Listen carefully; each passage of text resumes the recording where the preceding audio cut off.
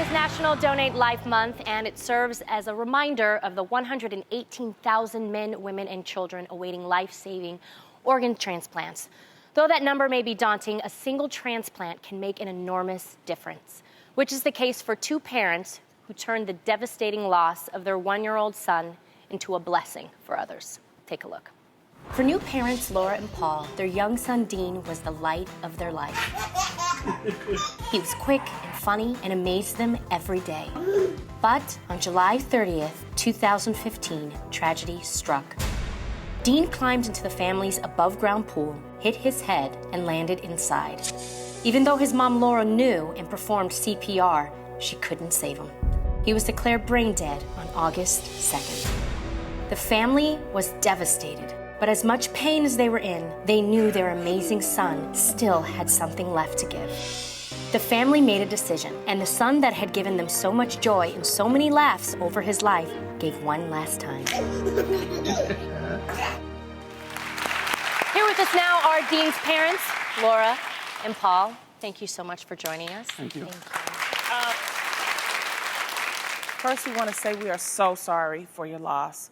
And, you know, during this time of grief, how did you two come up with the selfless decision to donate Dean's organs?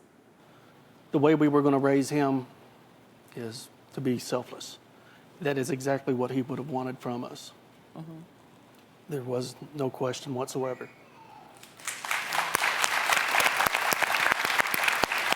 How have Dean's organs, since making this decision, saved lives? His eyes went to corneal research. His kidneys went to a woman, 66 years old. Wow. There's a little boy in Florida who has his liver. Oh. And Lennon in South Carolina has his heart. Oh, wow. Oh. Now, we heard that you also reached out to the families that Yes. received his organs. And there was one particular family whose story really sticks out. You heard back from the family that received Dean's heart transplant. Yes. Tell us about that. It was probably 2 or 3 months after we sent the letters. And CORE has to screen everything, you know, so you have to send your letters to CORE. They screen them, no last names, no addresses, anything like that, and then they send the letters on. So we got a big envelope from CORE. In one of the envelopes was this letter, you know, and we didn't realize it till we read it, that it was, you know, from Lennon's mom, and she was talking about Lennon, you know, and the problems that he had, you know, when she was pregnant with him, and they really didn't think that he was going to make it, you know. Oh. So he had been on the donor list early on, you know, that he needed a heart. So, you know, we found out that Lennon has Dean's heart, and we really couldn't have asked for a better home for his heart than with their family. Beautiful. Because they're such wonderful people, and they love him so much. Dad, can you describe Dean in just a few words? Few words. Word I use a lot to describe him is a locomotive. He just never quit. Never quit. Never quit. And we still have him today. No. And he's still going today. Still going. Yeah. Are you guys ready to meet them? Yes. Yes, ma'am. Please welcome Jessica and Lennon.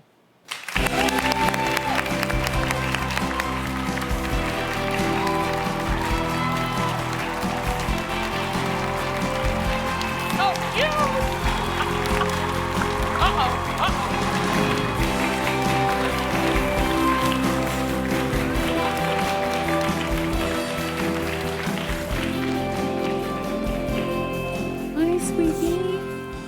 Hi. Welcome to the show, Jessica. You can have a seat right here. And put little Lennon in the middle.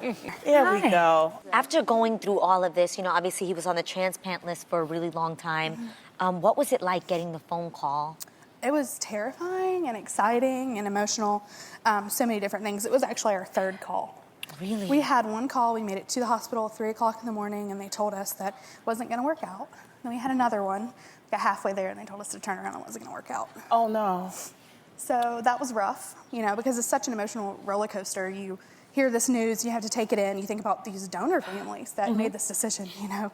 They no longer have their child, and I can't even imagine. Right. You know, so, but I knew when we got that third call that was it. You knew? You knew it. I just had that feeling, I was like, this is it, this is gonna happen, and it's gonna be okay. Oh my goodness. Well, Jessica, I hear that you have something really special to give Laura.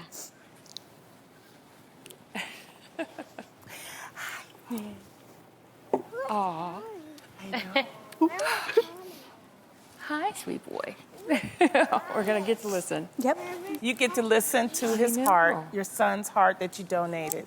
That's so crazy. Little heart. Can I listen? Listen. Can I hear?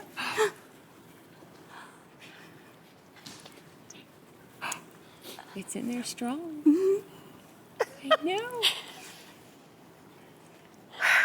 It is in there strong, huh? Wow. Do you want to listen? Yeah. You want to come over here? You wanna go? Can we sit with me? It's okay. Oh my God. Okay. It's okay. Buddy. He knows he related. Oh, you Can you hear it? Is it? There's the locomotive. Yes. Still going. No. You can clap. He doesn't know whether to clap or cry or laugh. Tears of joy. Yes. No. Tears of joy. Thank you. So Thank Laura, you so much. You're absolutely Laura, welcome. what is it like knowing that Dean's life lives on? I think it's one of these things that Lennon knows who Dean is. Lennon. Yep. Lennon says Dean is his hero, and even though Dean is gone, he's going to be here for a long. I mean, Lennon's children are going to know who Dean is, and Lennon's grandchildren are going to know who Dean is, and he's going to live on eternal in all of the people, who received his organs, and they'll always remember him. Whether we get to hear from them or not, they'll always know who Dean was. Yes, absolutely. Thank you guys so much. It's nap time, right? I got Thank you you, so Lennon. much for sharing your lives with us. Thank you. Thank you. We also want to thank the Center for Organ Recovery and Education for helping to make this happen and for the lives they save each and every year. Yes. To find out more about how you can save lives, head over to thereal.com.